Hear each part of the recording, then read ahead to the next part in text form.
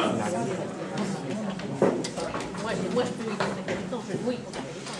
Mais il faut. Bon, ben, je suis heureux de vous retrouver et d'accueillir les nouveaux. Donc, pour la suite de cette série de conférences sur l'entreprise et sacré, et on aborde aujourd'hui la troisième religion révélée, pas troisième, la redondance en scène, si je veux dire, sur une hiérarchie, avec l'islam. Alors, je vais faire un petit rappel des titres. De quoi on est parti? D'abord, on est parti d'une phrase du Saint-Augustin qui disait tout simplement qu'une cité vivante, une cité qui arrive à mélanger une diversité de ses citoyens, diversité ethnique, diversité culturelle, diversité de métiers, et à unir la cité dans une volonté commune. Mais finalement, la problématique du chef d'entreprise, c'est exactement la même. Une entreprise riche ou un groupe riche, une équipe riche, c'est une équipe qui d'abord et avant tout est une équipe formée de diversité, de formation, de compétences, d'expertise, de façon d'être, d'ethnie, de culture, de religion.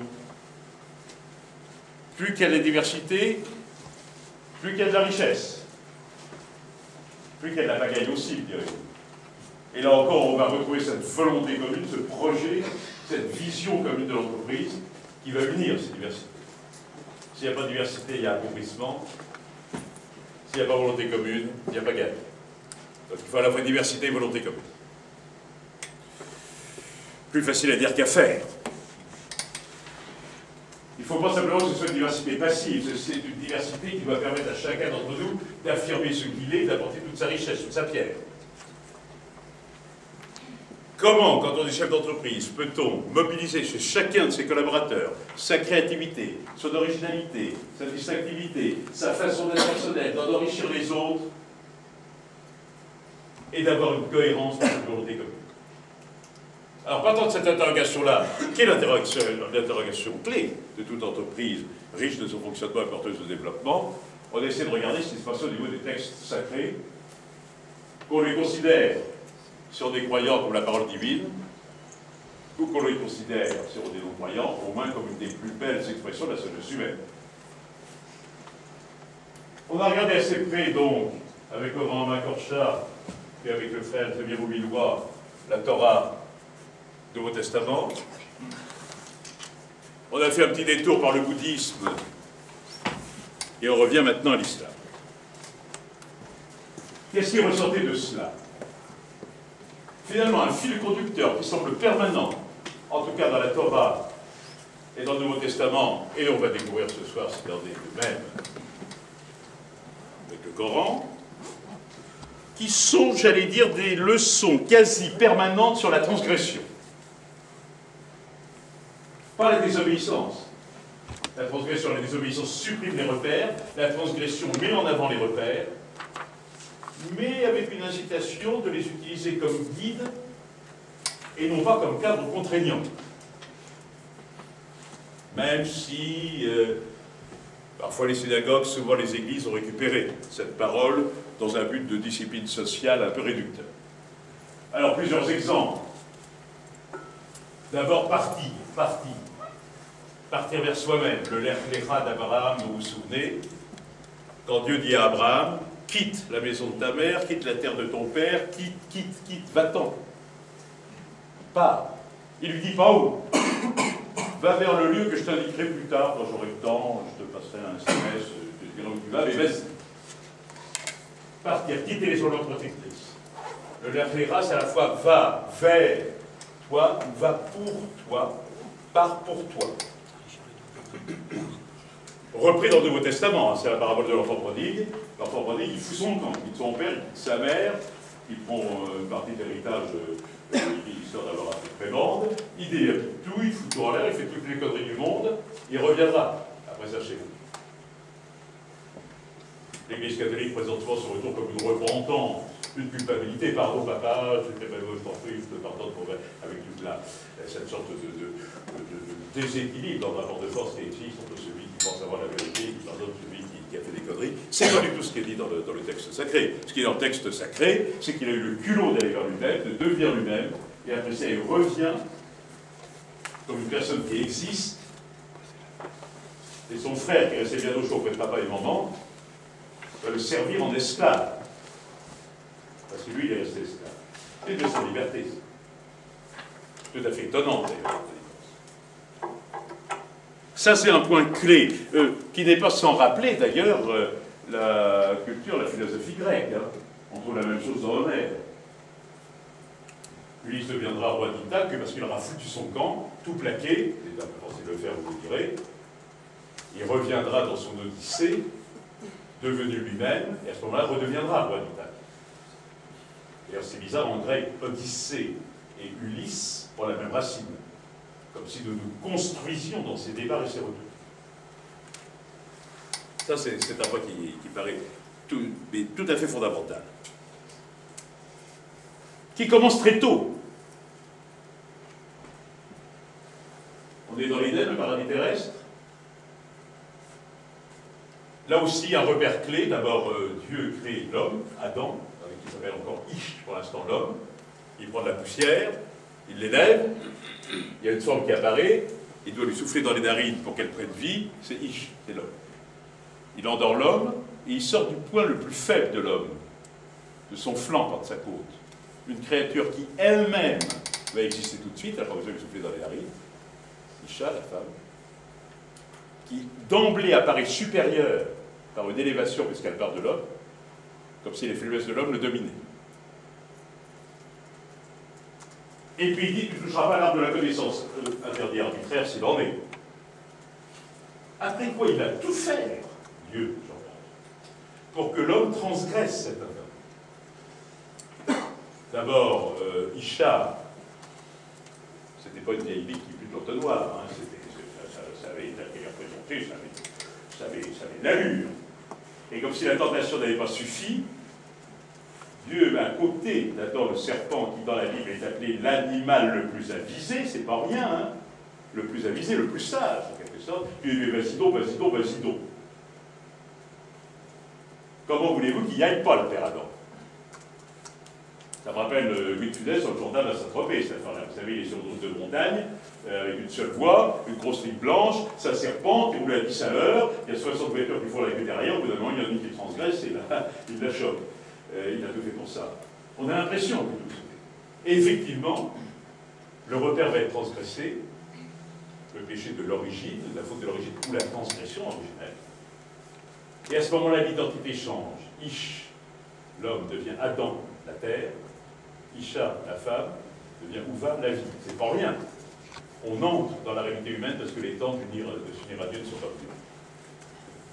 Et quand il est dit tu accoucheras dans la douleur, Dieu ne s'adresse pas nécessairement à la femme, mais à chacun d'entre nous. Pour accoucher de nous-mêmes, il faut avoir le culot de quitter le bien-être, parce que le paradis terrestre, ça n'est pas bien d'être mal. Hein. Ça veut dire d'être assez confortable. Un club bête bien rodé, hein, quand même, au moins. Donc là, il y avait quelque chose quand même qui était assez solide dans cette transgression qui crée l'identité. De la même façon que quand Abraham acceptera la parole de Dieu de quitter l'enveloppe protectrice, son nom changera. Il s'appelait Abraham, fils du père, devient Abraham, père de la multitude. Sa femme qui était Sarai, et le génitif en hébreu, ma princesse, devient Sarah de Tour, princesse. L'altérité est reconnue en même temps. Hein. C'est l'autre, c'est pas une possession. Il n'y a pas de possession. Et bizarrement, à ce moment-là, Sarah deviendra capable d'enfanter, comme par hasard. C'est aussi le signe d'Abraham, quand le couteau passe entre mon et fils, c'est-à-dire qu'il ne va pas tuer Isaac, mais il a accepté de l'offrir en sacrifice. Dieu arrêtera la main au dernier moment. Il a renoncé à la possession de son fils, et le bon Isaac, au rang d'homme libre. Et c'est bon au rang de nouveau possesseur. Le couteau passe entre mon et fils, déjà assez douloureux comme ça, de renoncer à la possession, ça ne va pas plus loin. Transgresser en repérant. C'est-à-dire transgresser en maintenant les repères. Je ne vais pas tout redire, mais c'est une des leçons clés. L'autre leçon clé, c'est l'attention aux traductions. Parce que bien évidemment, toutes les traductions, dû plus ou moins à l'ambiance du siècle où elles étaient faites, ou reprises, et à l'envie de la personne d'écrire, on leur fait dire n'importe quoi. Et quand on revient aux textes originaux, ce sont toujours des leçons de force. Ceux qui connaissent le Nouveau Testament savent que le serment sur les béatitudes, bienheureux ceux qui supportent la justice, bienheureux les pauvres d'esprit, bienheureux, bienheureux. On a l'impression qu'on est invité à une sorte de passivité masochiste. Il t'arrive une merde, bienheureux, subis. Simplement, c'est une erreur de traduction. Le mot hébraïque n'est pas bienheureux. L'expression hébraïque veut dire littéralement lève-toi et marche. Debout et en marche. Debout et en marche, ceux qui sont de la justice. Debout et en marche, ceux qui ont l'esprit de pauvreté. Debout et en marche. Dans un cas, il y a une passivité masochiste, dans l'autre, il y a une action. Encore une fois, tout à fait profondément différent. Donc attention à ces traductions, et notamment, effectivement, la sourate de l'épée, elle a été traduite et interprétée de façon diamétralement opposée. Dans un cas, l'ennemi est l'ennemi intérieur qu'il faut combattre pour se libérer, et dans l'autre, c'est l'autre qu'il faut zigouiller. Et c'est pourtant le même texte de base. Alors comment est-ce que l'on peut tranquillement regarder les différences entre ces religions? Comment peut-on également en tirer des conclusions précises sur notre façon d'être?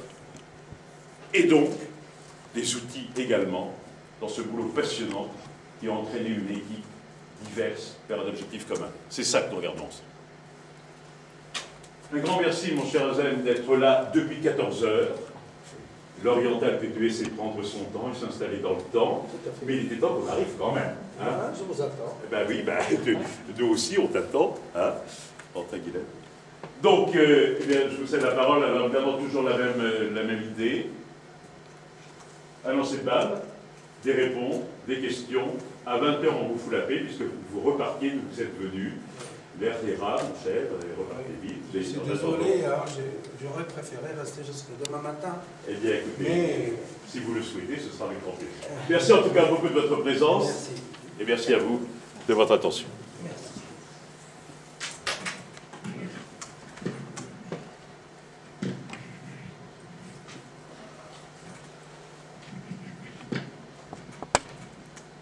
Je ne sais pas si vous préférez que je parle librement ou je parle avec un micro. Disons-le, mais d'abord, merci beaucoup à cette brillante présentation si profonde et si intéressante. C'est pas étonnant de votre part, cher ami, mais je suis aussi fier d'être avec vous et parmi vous. C'est un plaisir de venir de Reims jusqu'à Paris et revenir à Reims ce soir avec le dernier TGV. C'est pourquoi il est possible qu'on termine autour des 20h. Mon dernier TGV c'est 20h43 de la gare de l'Est. Donc, tout est chronométré comme dans une entreprise. Merci d'être là et j'espère une longue vie pour votre institut de gestion sociale, pour ses dirigeants et pour les auditrices et les auditeurs, les étudiantes et les étudiants qui présentent l'énergie de cette entreprise. L'entreprise, en réalité, c'est un ensemble d'énergie déployée, que ce soit une énergie humaine ou une énergie d'ordre matériel, sous la direction et le commandement, afin d'aboutir à un but bien précis et bien lancé, une ligne de conduite et en utilisant tous les moyens légaux. Ça, c'est une définition de l'entreprise. Alors, à savoir, est-ce que dans l'histoire de l'islam, il existe cette notion? Et avant tout, est-ce que le monde du musulman, lors de sa naissance, son organisation et aussi l'émergence de la première entité politique dans la ville de Médine, est-ce que cette émergence est pratiquement légale à la création d'une entreprise? dans l'histoire ou dans le processus de l'histoire, et à dire aussi quel est l'environnement quel était l'environnement de cette région du monde, l'Arabie, lors de la naissance de l'islam. Et cet environnement était derrière le conditionnement des activités économiques et aussi le conditionnement de la forme de ces regroupements de personnes et des biens ayant un but commun et une finalité commune. À voir tout ça, ce sont des questions posées. C'est la question ou la problématique de notre sujet, de savoir la place de l'individu dans la communauté et la collectivité, et aussi l'impact de la collectivité sur l'individu dans un cadre historique, psychologique, religieux et économique, et voir à la fin quelle est la place de marché en islam, ou comment l'islam voit le marché.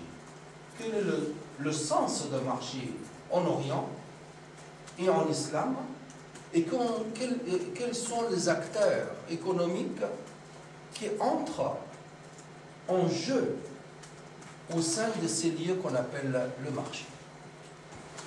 Tant de questions posées qui attendent des réponses. Et malheureusement, le temps est court. Il me reste presque 2 heures moins 3 minutes. Donc il faut pendant cette courte période ou ces temps assez courts, le bonheur il est toujours court. Et ça pour moi c'est un bonheur d'être avec vous. Alors on commence par le commencement, c'est-à-dire l'individu dans la collectivité en islam. Mais avant tout, il faut comprendre ou avoir une idée sur la naissance de l'islam lui-même et son développement rapide. Mais c'est très très rapide, c'est aperçu. Historique, c'est nécessaire pour comprendre après l'environnement dans lequel l'islam est né et la communauté musulmane a fonctionné pour aller vers la notion de l'entreprise, la notion de marché. Avant tout, l'islam est né dans un environnement hostile, désert, c'est-à-dire il y a toutes les conditions d'un problème économique, c'est-à-dire un déséquilibre entre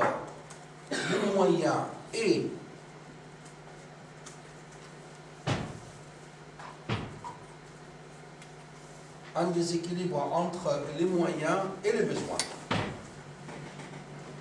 Besoins en croissance et des moyens limités. L'islam est né dans cette Arabie remplie de problèmes, surtout de problèmes d'ordre économique, et on verra aussi les autres problèmes. Mais avec la naissance de l'islam dans cette région, l'islam arrive sur un terrain et il était l'héritier aussi, l'héritier d'un héritage des prédécesseurs. L'héritage des prédécesseurs de l'islam en Arabie était un héritage jugé archaïque, mais en réalité c'était un héritage intéressant. On va voir dans le fonctionnement de la société musulmane et après le précepte de l'islam par la suite, comment le Coran a géré cette affaire, comment les traditions de prophète Mahomet, comment le consensus des oulémas dans la société musulmane, comment on a réussi de gérer tout ça et d'arriver à trouver des solutions compatibles et de solutions adéquates. L'héritage de l'islam, ou l'héritage que l'islam a reçu lors de sa naissance, son émergence, elle était d'abord une société traditionnelle, très traditionnelle, basée sur les traditions, mais des traditions d'ordre tribal, l'esprit tribal, c'est-à-dire l'esprit des clans, famille, clan, tribu, elle continue. Il est difficile que l'islam bouleverse le tissu social et psychologique d'une société déjà basée sur la collectivité. Normalement, dans des sociétés où le déséquilibre est flagrant entre les moyens et les besoins, c'est-à-dire sécheresse, désert, agriculture limitée, des petites oasis, donc la source de la vie, l'eau, elle est gérée de façon communautaire. Il suffit d'aller voir une oasis, aller voir les oasis, soit en Afrique du Nord ou en Égypte ou ailleurs, pour voir comment le forage d'un puits et aussi la maîtrise d'une source artésienne demande un travail collectif. Un travail collectif et aussi une répartition collective de l'eau de cette source ou ces puits. Déjà, ce problème. Conséquence, première activité, elle était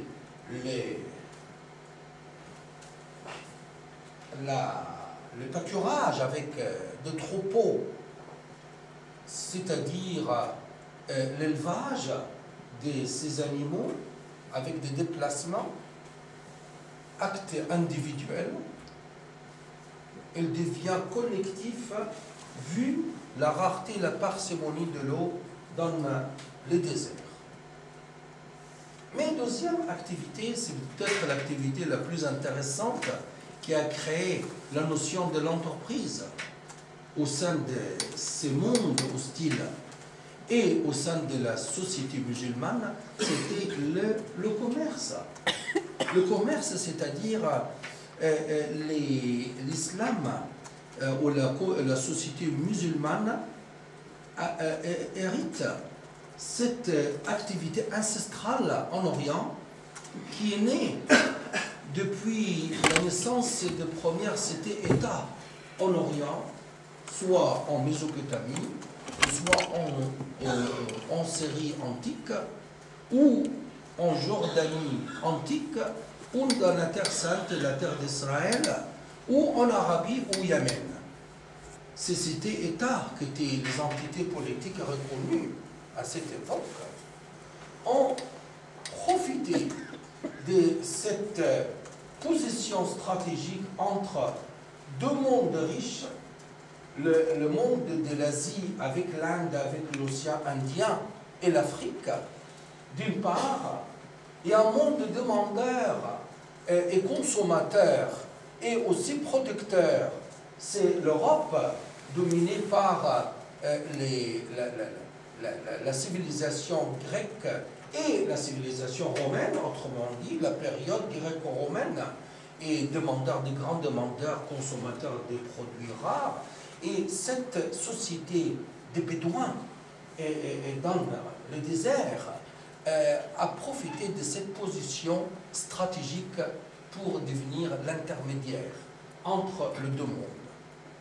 Le fait d'être intermédiaire entre deux mondes, un monde producteur et un monde consommateur, est comme les compagnies pétrolières aujourd'hui qui jouent le rôle d'intermédiaire entre les pays producteurs de pétrole et les pays consommateurs de pétrole avec les oléoducs et avec les supertankers et avec, c'est-à-dire ce sont des grandes entreprises.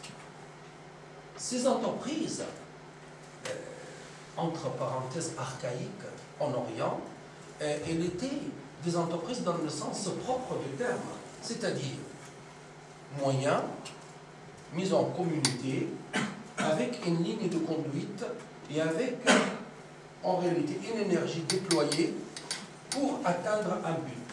Le but, c'était jouer l'intermédiaire, transiter les marchandises et en réalité récolter des intérêts à la fin.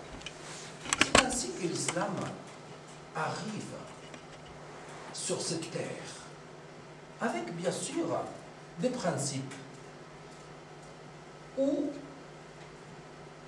Où est la place de l'individu dans la société? Où est la place de la communauté ou la collectivité dans la société? On commence par l'idée religieuse, c'est-à-dire l'islam avant, c'est une religion qui engendre une société. Ce n'est pas une société qui fait émerger une religion. La société dite musulmane ou islamique arrive avec et comme conséquence d'une religion émergeant dans cette région. Les principes fondamentaux de l'islam placent l'individu et la collectivité côte à côte et quelquefois face à face.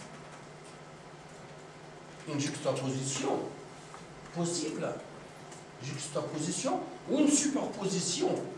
Dans le cas de superposition, c'est-à-dire quand il y a des intérêts contradictoires, c'est l'intérêt collectif qui prime sur l'intérêt particulier.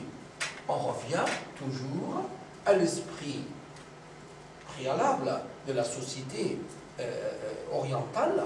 La terre où l'islam est né, c'est une terre marquée par le collectivisme, par l'esprit collectif, par l'esprit communautaire. Toujours question économique, c'est-à-dire manque de moyens. Manque de moyens, donc il est nécessaire de partager de façon équitable et de façon rationnelle tout ce qui est entre les mains pour satisfaire le maximum de besoins. Ça, c'était le principe que l'islam a trouvé ça devant la société musulmane naissante. Donc, il a géré ça dans un esprit collectif aussi. Les principes fondamentaux de l'islam au niveau religieux, c'est la croyance, c'est-à-dire être croyant, ensuite être musulman. Avant d'être musulman, il faut être croyant, croire. Et qu'on va voir que cette croyance, comme base de l'islam, la base de la pyramide elle-même, et il s'adresse à l'individu. Croire à Dieu, à ses livres, à ses messagers, aux livres saints et aux anges, aux archanges, et le jugement dernier et le destin, son bon côté, son mauvais côté. Al-Iman billah wa rasulihi wa kutubihi wa rasulihi wal yawm al-akhir wal qadar khayrihi wa sharrihi. Si quelqu'un parmi vous connaît l'arabe, il sait que c'était vrai cette traduction. Individu. C'est pourquoi être croyant, c'est un acte de cœur. Et personne n'est habilité de juger la croyance de l'autre. C'est l'intérieur. C'est ainsi que l'individu est ici. Il est mis sur le socle en hauteur. Ensuite, l'islam va loin. Pour devenir musulman, il faut remplir 5 piliers. Ces 5 piliers, ils commencent par l'individu, mais ensuite on finit par la communauté et la collectivité. C'est comme si on veut placer l'individu au sein d'un cercle et que l'individu, il fait le centre d'une circonférence. Alors, les serments de croyance, al-shihada, croire qu'il n'y a qu'un seul Dieu, Mohammed, son dernier prophète, ça c'est un acte personnel et individuel. C'est l'individu. La prière, le jeûne de Ramadan, les zakat, qu'on appelle aumône, ce n'est pas une bonne traduction. Mais on dit le zakat, c'est ce qu'on appelle l'aumône obligatoire, une sorte de redistribution de richesse. Ça m'intéresse, ces piliers, parce que c'est un pilier d'ordre économique. Et on finit par le pèlerinage. Quand on commence par le point de départ, c'est individuel. Et quand on finit par le 5e, c'est dans l'ordre du classement. Et c'est pas, on ne peut pas commencer par le pèlerinage, on finit par le serment. Non, c'est le serment, la prière, le jeûne de Ramadan, et après le zakat, l'aumône, et après à la fin le pèlerinage. On commence par l'individu, on finit par la collectivité. La prière, c'est adressé à l'individu au sein de la communauté pour corriger son comportement au sein de la communauté. Mais il y a aussi la prière collective, considérée 1000 fois mieux que la prière individuelle. Quand on fait la prière en collectivité dans la mosquée ou ensemble, en choisissant un imam, on va voir le terme, c'est un terme très important. Le fait d'être imam, l'imama, c'est-à-dire savoir commander. Et quand on dit commander, pour arriver à un but final, ça c'est une entreprise.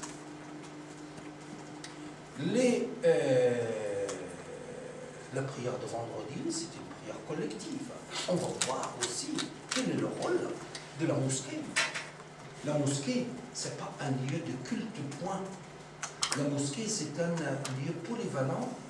Elle s'adresse à toutes les tendances de la société et tous les gens qui peuvent traiter une affaire importante concernant la communauté. Elle passe par la mosquée. Et on va voir sur le plan historique comment la mosquée en islam est devenue le centre de toute activité collective, malgré qu'il soit l'oasis de paix ou le havre de paix, pour que l'individu trouve sa paix et un lieu de recueillement et de paisibilité afin de se ressourcer. Exemple, si un jour vous êtes dans une ville grouillante comme la ville d'Istanbul ou comme le Caire ou comme Ispahan ou autre chose, une grande ville, et vous voulez avoir une tranquillité, une fraîcheur dans le sens d'esprit et de corps, entrez dans la mosquée. Elle est accueillante, elle vous accueille. Et un lieu de ressourcement. Mais ce lieu de ressourcement, elle devient aussi un lieu de collectivité, de communauté. C'est ainsi que l'exemple de la mosquée, elle reste toujours un exemple extraordinaire. L'exemple de l'individuel et le collectif. Le personnel et le communautaire. Elle est au point que la tradition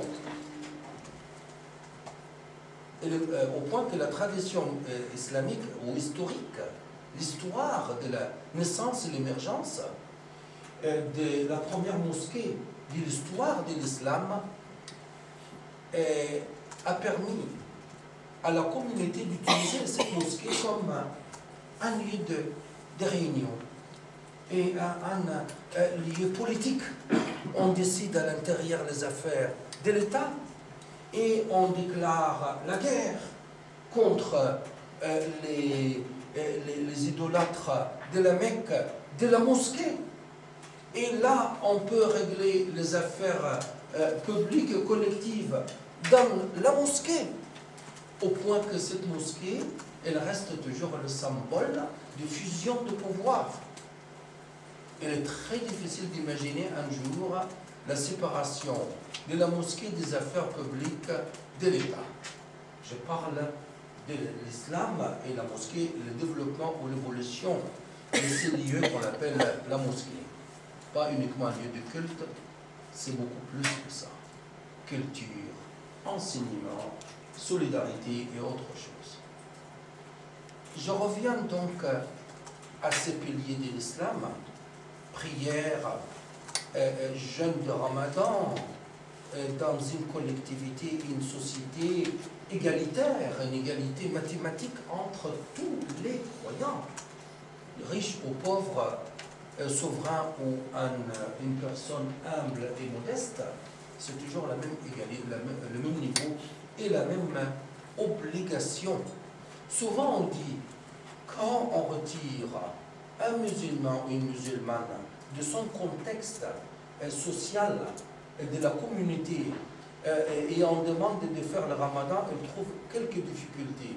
Moi je le ressens moi-même, le fait d'être par exemple en France, loin de ma famille, ma communauté d'origine, et il y a ce qu'on appelle la magie de l'ambiance communautaire et collective.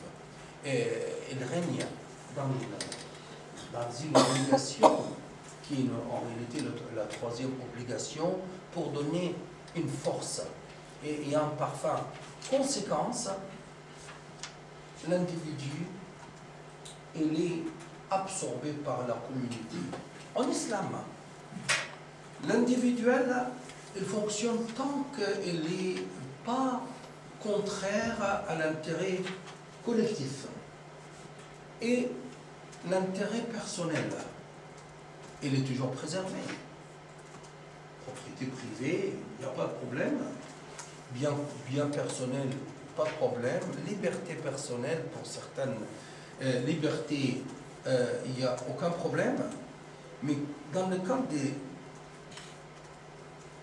des contradictions ou antagonismes entre les deux intérêts, l'intérêt personnel et l'intérêt collectif, souvent l'intérêt collectif il prend l'ascendance. Ça vient aussi de la source, l'origine de l'islam dans cette région du monde qui a vénéré l'aspect collectif et l'esprit collectif face à cet égoïsme, cet individualisme personnel. À dire, en allant vers quatrième obligation, c'est une obligation qui nous intéresse beaucoup, c'est la redistribution des richesses de la société entre riches et pauvres par une obligation d'origine divine. C'est ce qu'on appelle les zakats. Je pense, zakat, c'est un terme qui signifie fructification, c'est-à-dire fructifier, augmenter, et purification, c'est-à-dire par cet acte. Et l'accomplissement de cette obligation. Le riche, quand il paye son obligation matérielle, le quart des dixièmes, on appelle ça le quart des dixièmes, c'est-à-dire 2,5%. Ça aussi, c'est une façon orientale de donner le pourcentage. On ne dit pas les 2,5%, on dit le quart des dixièmes. Le quart des dixièmes, c'est-à-dire 1/40e, c'est-à-dire 2,5%. Voilà. Ces quarts des dixièmes, les 2,5% des capitales, si on fait les calculs, au bout des 25 à 30 ans, peut-être 40 ans, le capital disparaît s'il n'est pas fructifié. Puisqu'il y a des prélèvements chaque année, et s'il y a une thésaurisation, et l'argent est déposé dans un coffre-fort, et chaque année on soustrait un pourcentage sans faire fonctionner cet argent, l'injecter dans les circuits monétaires et les circuits économiques, on arrivera au bout des 4 décennies, on arrive à la disparition, on voit la disparition totale de ce capital. Conséquence, cette obligation des zakats et de l'aumône obligatoire incite à la création des entreprises, des activités économiques, dynamiser l'économie à travers des obligations religieuses. C'est intéressant. Autre chose aussi, avec cette obligation numéro 4, avant le pèlerinage, on entre dans le collectif, c'est-à-dire l'individu, il entre dans la collectivité. C'est la collectivité, c'est-à-dire la communauté, c'est-à-dire l'État, qui prélève, qui récolte, qui distribue. Mais la distribution, elle est bien canonisée par l'islam et par le Coran direct. On sait qui reçoit. 1, 2, 3, 4, 5, 6, 7, 8. Ce n'est pas pour dépenser pour les voyages présidentiels, pour construire un palais présidentiel ou pour je ne sais pas quoi. C'est plutôt prendre des riches pour donner aux pauvres. Et là, c'est au niveau psychologique, au niveau social et au niveau économique, tout ça c'est bénéfique. Obligation d'ordre collectif. 5e, le pèlerinage, ça c'est un acte collectif 100%. C'est ainsi que voir l'islam met en avant l'individu. On a vénéré le fils d'Adam, ou l'enfant d'Adam. L'enfant d'Adam, c'est-à-dire l'être humain. Parmi les versets du Coran, Ya ayyuhan nas, ou Ya ayyuhal insan, ou être humain. Ya ayyuhal mu'min, ou croyant. Al-mu'min akhul mu'min, le croyant et les frères du croyant. C'est-à-dire, on adresse la parole à l'individu. Il y a beaucoup, moi je vais vous donner 3 ou 4 exemples, mais on passe de l'individu vénéré, considéré, placé comme point de départ, on passe vers la communauté. وَجَعَلْنَاكُمْ شُعُوبًا وَقَبَائِلَ لِتَعَارَفُوا. On a fait de vous des peuples et des tribus pour que vous entrez en contact entre vous. Ya ayyuhalladhina amanu, ô croyants, au pluriel, innakum ummatan wasatan, vous êtes une nation médiane, c'est-à-dire entre les deux extrémités, c'est-à-dire ni abus ni abus.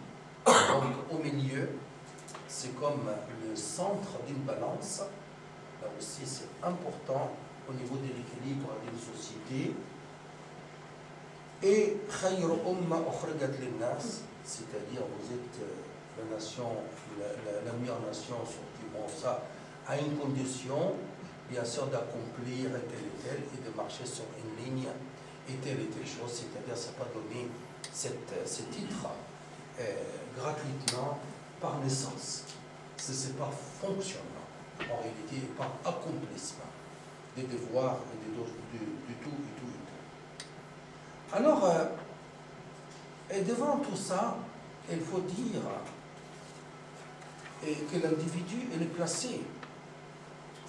Comme si j'ai fait ces ces schémas. Le schéma, il est comme ça, comme une sphère.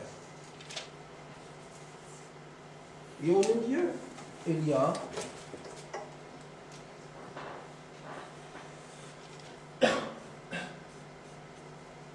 et après, là.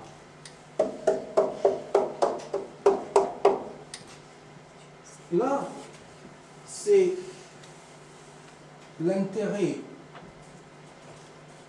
général au collectif à préserver. Tout converge vers cet intérêt général et collectif. La paix et le maintien, l'équilibre et le bien-être. Et la concordance entre ce qu'on veut dire, ce qu'on dit et ce qu'on fait. Ceux qui croient et ceux qui agissent en conséquence. C'est ça la vraie croyance, l'équilibre. Et tous ces points qui tournent autour de ces centres, ce sont des individus qui vivent dans un ensemble communautaire, et là, c'est la collectivité elle-même, qui présente en réalité le centre et la circonférence. Et entre les deux, entre le centre et la circonférence, il y a les individus. Chaque individu est libre et autonome, mais il baigne dans un océan déterminé, donc on détermine le contour extérieur. Et dans ces fonctionnements schématiques, l'islam a placé l'individu dans sa place. Il a placé aussi la communauté dans sa position aussi. On peut aller donc au-delà de cette idée, de voir et répondre sur une interrogation concernant le rôle de ceux qui commandent, on l'appelle l'imam, dans la société ou dans la communauté. En réalité, l'imama, I-M-A-M-A, c'est un terme, elle devient malheureusement péjoratif aujourd'hui, compte tenu le problème et les malentendus qui règnent partout. Mais en réalité, l'imam, c'est un terme qui trouve son origine étymologique dans le mot amam, c'est-à-dire devant. C'est la personne qui est devant les autres. Quand je dis devant les autres, ce n'est pas une suprématie par l'essence aristocratique ou la descendance d'une noblesse. Non, c'est à partir des critères. Et le critère principal, c'est le commandement. Savoir commander et pouvoir imposer une discipline au sein de la communauté et donner aussi l'exemple et arriver avec l'ensemble à un but commun et un objectif commun. L'imama ou le commandement, le commandeur de croyants ou le chef de la communauté, il doit remplir des conditions. Il y a des conditions. Ce n'est pas le plus riche ni le plus puissant, mais les conditions, c'est d'abord la sagesse. C'est pourquoi l'âge, il joue un rôle important. Deuxième, l'expérience. Et troisième, la notoriété morale Et quatrième, les qualités personnelles entre connaissance et savoir, et qualité de commander, l'aptitude d'écouter et de transmettre, la justice et la modestie, l'humilité, et savoir consulter et partager, tout en gardant le pouvoir de commander et de trancher. Ce sont des conditions pour réussir. Et si on prend toutes ces conditions, ce sont les conditions des chefs des entreprises. Il est participatif,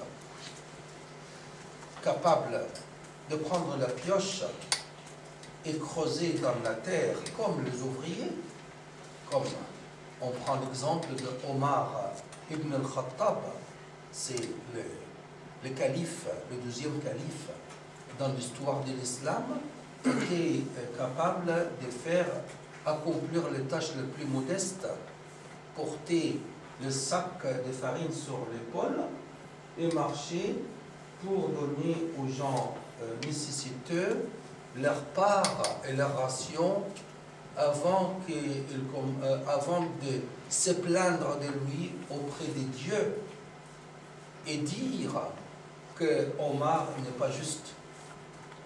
Donc vous voyez, savoir participer, être participatif. Le meilleur chef d'entreprise, c'est le chef d'entreprise qui connaît tout le roulage de son entreprise, capable de descendre dans les ateliers et faire le travail le plus simple comme le travail le plus compliqué et se donner l'exemple de sa personne. Là, ce sont des conditions. Je ne dirais pas que les commandeurs ou les imams dans la société dite musulmane aujourd'hui remplissent ces conditions. Mais ça, ce sont les conditions pour un imam parfait, ou un imam comme il faut. La perfection, c'est à Dieu, mais c'est comme il faut, c'est-à-dire les vrais imams. Avoir cette personnalité, d'être participatif, et non seulement être participatif, écouter les autres, mais aussi aller et surveiller et suivre le travail. Un projet n'est pas un projet sur papier. Vous voyez, je suis comme le chauve-souris, je vois dans le noir. Voyez. Comme je peux rester sans boire pendant 3 jours, comme le dromadaire. Vous avez soif? Ah, non. J'ai de réserve d'eau depuis avant-hier dans le corps. Donc non, je ne suis pas pour mettre un tout petit peu de balance, mais c'était plus romantique avant. Hein? C'est dommage. Mais enfin, mais ça, c'est... Oh, c'est gentil, merci. Et de l'eau agréable. Donc, je reviens. Suivre le projet. Excusez-moi. Il n'est pas que... Oui. On peut poser une question. Oui. Vous avez d'ailleurs pris l'exemple d'Omar, le deuxième calife. Oui. Il y a des points communs dans votre définition il y a des points communs très nets dans votre définition entre l'imam au niveau local et le calife au niveau de la communauté en général. Tout à fait, parce que moi je veux vous dire, l'imam et le calife, c'est la même. Le calife et l'imam. Et l'imam, on peut dire le terme imam, c'est le chef. C'est lui qui commande, c'est lui qui est devant. S'il s'agit d'une communauté restreinte, l'imam, il commande que cette communauté, comme par exemple dans un quartier ou un village. Mais l'imam de la communauté et de l'empire, si on parle de l'empire musulman, comme l'empire abbasside ou l'empire omeyyade, ou tel, Et il était le calife. C'est un terme. Le calife, c'est quoi? Le calife, c'est le successeur du prophète. Le prophète, il est le prophète de Dieu. Quand le prophète est mort, on a désigné le premier calife, qui était l'imam du monde musulman à cette époque. C'était la Mecque et Médine, c'était Abu Bakr. Et après, finalement, le terme, il est passé. C'était le calife des califes. Ah oui, parce que Abu Bakr est mort, il a désigné Omar ibn al-Khattab comme successeur. On a donné le titre calife des califes de prophète de Dieu. Mais c'était long. C'est un jour, ils ont décidé de donner au commandeur du monde musulman le titre de commandeur de croyants, Amir al-Mu'minin, ou le prince de croyants. Ce commandeur de croyants, ou le prince de croyants, prince, c'est pas prince comme le prince de je ne sais pas quoi, comme vous voyez aujourd'hui avec l'opulence et le luxe. Le prince, c'est Amir, c'est-à-dire celui qui commande. Terme Amir, Emara, c'est-à-dire celui qui commande, celui qui donne l'ordre, celui qui dirige. C'est le directeur, c'est le commandeur, celui qui donne, qui fait autorité. C'est ça Amir, Émir. Alors Amir al-Mu'minin, c'est-à-dire le commandeur de croyants, c'est-à-dire l'imam. Et on a continué à donner le titre sultan, ou le titre roi, ou le titre calife, ou le titre je ne sais pas quoi. Ce sont des appellations